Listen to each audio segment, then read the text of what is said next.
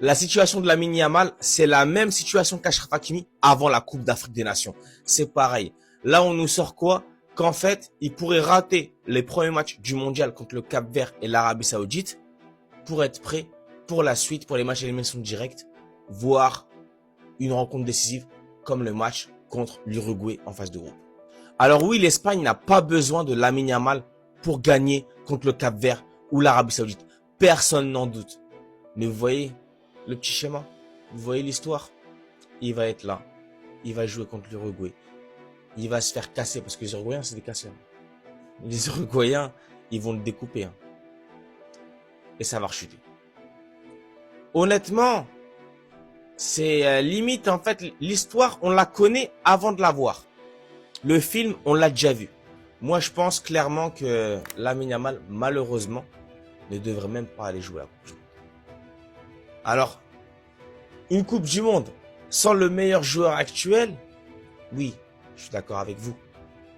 Ça serait insensé. Mais pour le bien de Lamine Yamal, comme il a dit Oliver Kahn, parce que je ne sais pas si vous avez vu, même Oliver Kahn, il en a parlé. Il l'a dit. Il est trop jeune. Il peut jouer encore 3-4 Coupes du Monde. À son âge, il peut être là jusqu'à la Coupe du Monde 2034 facile. Donc, s'il force trop, il risque d'avoir une longue blessure. Et regardez, rappelez-vous de Umtiti. Umtiti, il a forcé pour la Coupe du Monde 2018. Umtiti, il a que 32 ans. Umtiti, normalement, il devrait être même là à la Coupe du Monde 2026. Sa carrière a été détruite. Alors que c'était un joueur fantastique, un joueur fabuleux. Pour moi, Lamine Yamal ne doit pas jouer à la Coupe du Monde. Donnez votre avis, commentez, débattez et surtout, abonnez-vous. Lamine Yamal aura le même problème que Lionel Messi pendant toute sa carrière. Pour le Ballon d'Or, ça sera toujours lui le meilleur joueur du monde contre le joueur qui dans chacune des saisons remportera le trophée le plus important. Messi c'était le meilleur joueur du monde chaque saison depuis 2009. Mais comme on l'a déjà dit plusieurs fois, le Ballon d'Or ne va pas automatiquement au meilleur joueur individuellement au monde. Parce que si ça avait été le cas, c'est simple, Ronaldo n'aurait pas 5 Ballons d'Or à l'heure actuelle. Pareil pour Modric, il n'aurait pas non plus gagné le Ballon d'Or en 2018. Ou encore Dembélé ne l'aurait pas gagné la saison dernière. Et des exemples, on peut en citer encore et encore. Et on l'a vu l'année dernière. Selon les critères, bien sûr que Dembélé mérite 1000 fois son ballon d'or. Mais personne pourra me faire croire qu'il était meilleur que Lamine Yamal individuellement parlant. Mais ce qui a empêché Yamal de remporter le ballon d'or, c'est que Dembélé a gagné les plus gros trophées. Pendant que Yamal, lui, était seulement le meilleur joueur individuellement parlant. Et ça, c'est exactement la même chose qui arrivait à Messi pendant absolument chaque saison au cours de sa carrière. Mais au final, est-ce que ça serait pas juste la malédiction d'être le meilleur joueur du monde? Parce qu'au final, des joueurs comme Messi et Yamal, quand ils finissent par gagner les plus gros trophées, il n'y a aucun débat pour le ballon d'or. Et ça, c'est parce qu'au terme de niveau individuel, ils sont bien au-dessus du lot. Par exemple, si Lamine Yamal y remporte la Coupe du Monde cette année, il n'y aura plus aucun débat pour le ballon d'or. Grâce à son trophée de meilleur joueur du mois, Lamine Yamal est devenu le premier joueur de l'histoire de la Liga à remporter 3 fois cette distinction en une seule saison depuis sa création en 2013. Est-ce qu'on se rend compte du truc, les gars, s'il vous plaît? Le mec, il a 5 ans. Il a 5 ans, les gars, wesh. Comment c'est possible? Comment c'est possible, les gars? Et je vous donne une petite stat croustillante. Lamine Yamal, depuis qu'il a commencé le foot, là, il y a 2 ans, là, enfin, il y a 3 ans, vas-y. Il a plus de trophées d'homme du mois que Cristiano Ronaldo. C'est juste pour la stat. Après, vous en faites ce que vous voulez, les gars, la vérité. Tout ce que Yamal, il va faire, les gars, je vais l'extrapoler. C'est ça que vous avez pas compris. Parce qu'en fait, je vais jamais vous laisser banaliser ce qu'il fait. C'est un truc de barjo ce qu'il fait.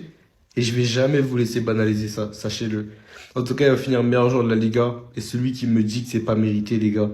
Mais j'ai juré, on va avoir un gros problème. Parce qu'il a raté tellement de matchs, mais la saison qu'il est en train de pondre.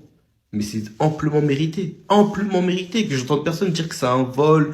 Ou Mbappé. Je sais pas quoi si j'entends une fois Mbappé, les gars. J'ai juré, les gars. Faites attention, les gars. Des informations côté Lamine Yamal, Barcelone ne forcera pas le retour de Yamal et il pourrait rater les premiers matchs du mondial. L'idée au sein du club que le joueur soit prêt dans son meilleur état, même s'il doit manquer les premiers matchs contre le Cap-Vert et l'Arabie Saoudite afin d'arriver en pleine forme contre l'Uruguay. Un plan clair a été établi pour sa récupération avec une priorité absolue pour sa santé. Faut pas prendre de risques, les gars, pour Yamal, faut pas prendre de risques. Là, cette saison est terminée pour le Barça.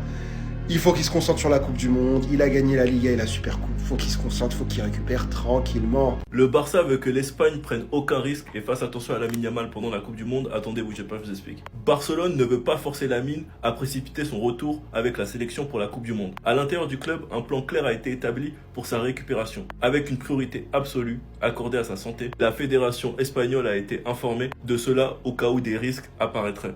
L'idée au sein du club est que Lamine soit prêt dans son meilleur état, mais s'il doit manquer certains matchs du début de la compétition, comme le match contre la sélection du Cap-Vert ou celle de l'Arabie Saoudite, afin d'arriver en pleine forme pour les rencontres décisives. Mais Barcelone, j'ai une question. Vous connaissez De La Fuente ? Est-ce que vous connaissez bien De La Fuente?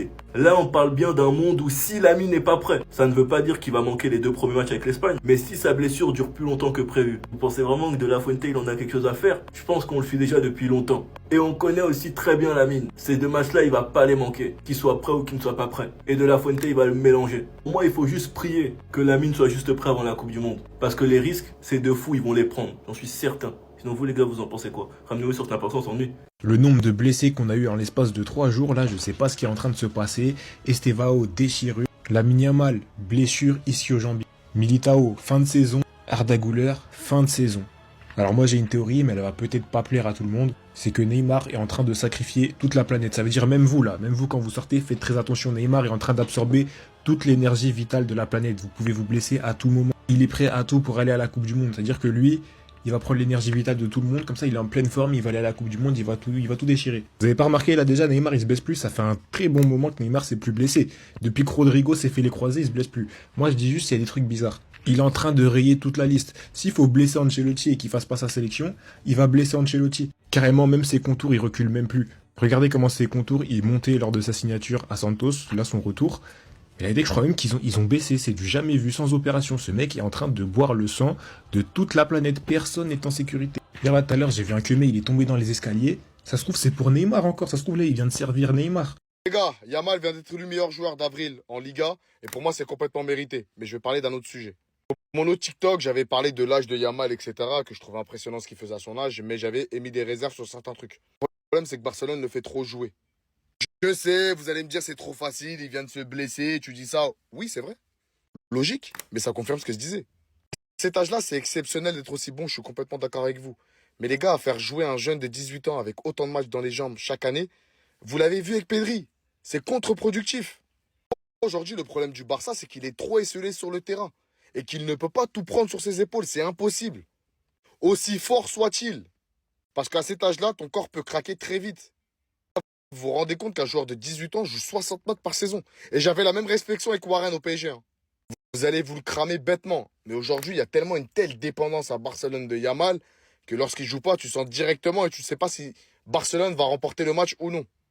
S'il vous plaît, les dirigeants du Barça, laissez-nous le joyau un peu en paix, s'il vous plaît. Laissez-le se reposer un peu. Lamine Yamal, il s'est pas blessé, les gars. Bon, expliquez-moi un truc, les amis. Lamine Yamal, il est vraiment trop fort, les gars. Apparemment, Lamine Yamal s'est blessé en tirant un penalty. Regardez les images. Donc voilà, lors d'un penalty, on voit, il s'élance, il frappe, après il va célébrer et il s'écroule. Franchement, je vais vous dire ce que j'en pense. Moi, je pense qu'il a fait exprès. Il s'est pas blessé. Parce que regardez un petit peu, quand il rentre au vestiaire, regardez comment il monte les escaliers lors de sa démarche. Vous pensez vraiment qu'il est blessé là? En fait, comme il n'a plus rien à jouer avec le FC Barcelone, il a fait semblant d'être blessé. Comme ça, il peut se reposer jusqu'à la Coupe du Monde. Les gars, j'en suis sûr et certain qu'il n'est pas blessé. Les gars, mettez-moi en commentaire si vous pensez qu'il a fait exprès ou pas pour se reposer jusqu'à la Coupe du Monde. Ah, Lamine, super intelligent. Simuler une blessure pour te reposer jusqu'à la Coupe du Monde. Comme ça, t'éclates tout avec l'Espagne. Bravo. Finalement, merci l'Atlético. Merci pour cette élimination en Ligue des Champions. Ça vient de tomber communiqué officiel du club. Lamine Yamal manquera à la fin de la saison. Fin de saison pour lui. Absence estimée de 4 à 6 semaines. Et normalement, je lui souhaite, Inch'Allah Ya Rabbi, qu'il sera de retour pour la Coupe du Monde. Sincèrement, on allait disputer une demi-finale de Ligue des Champions au final sans Rafinha, toujours blessé, sans le petit. Non, merci, c'est tout. Allez, je vais pas vous plomber le moral. Cancelo n'avait rien de grave. Il sera donc lui disponible pour le match contre Étafé. Voilà, au moins une bonne nouvelle dans votre journée. Pour Lamine Yamal, c'est une blessure aux ischio-jambiers. Pour ceux que ça intéresse, il s'est fait ça hier en tirant son penalty. En fin de compte, on peut déjà faire un bilan de sa saison en club.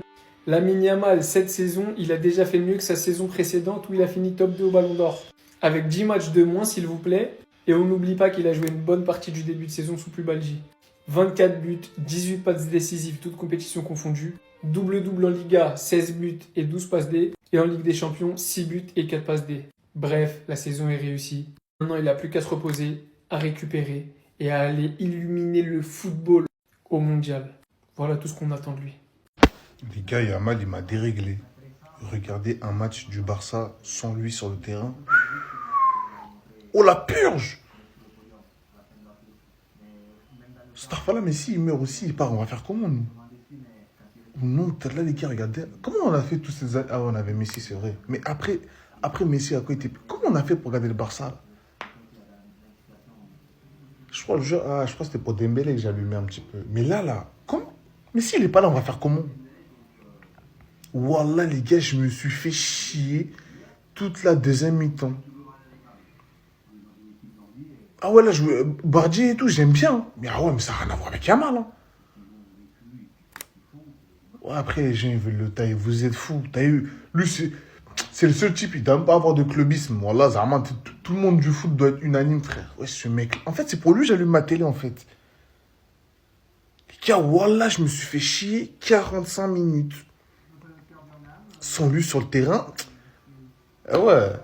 Ah ouais. Fou, les gars. Si ce mec-là se barre, voilà, ça va être compliqué, les gars. Oh, mais les gars, me dites pas que j'étais le seul à croire que le cousin à Yamal, il avait 22 ans. Regardez seulement la tête de son cousin, les gars. Quand Lamine Yamal, c'était un bébé. C'est quoi la différence d'âge qu'il y a entre les deux, en fait? Moi, je croyais que c'était son zinc. T'as vu son zinc du même âge? C'est-à-dire entre la vingtaine et 22 ans. Mais là, ce mec-là, il a 35 ans. Les gars, il a 35 ans, son zinc. Et ça, c'est son meilleur pote qui, du coup, potentiellement et logiquement, il aurait le même âge que Yamal. Quand on vous dit qu'il a misé sur le bon cheval depuis petit peu sans le savoir, en fait, c'est tellement beau. Comment tu peux m'expliquer que Lamine Yamal, les gars, il est tellement proche de son zinc, il l'emmène que ça en termes de voyage, il l'emmène à tous les matchs, il l'emmène partout. Et c'est aussi valable pour son pote, hein. Parce que lui, c'est son meilleur pote pour tous ceux qui ne sauraient pas. Et Moha, son zinc, du coup, qu'il connaît depuis qu'il est petit. Cette photo, elle veut tout dire. Elle veut réellement tout dire. Il était là quand il avait rien, mais strictement rien, que ce soit pareil avec son daron, les gars. Quand son père, il fait des fameuses déclarations sur le niveau de son fils en disant « Ouais, il joue qu'à 20% ou quoi », faut le comprendre. Si t'avais un fils comme Lamine Yamal, est-ce que tu n'aurais pas bombé comme ses darons le font, comme ses potes? Non.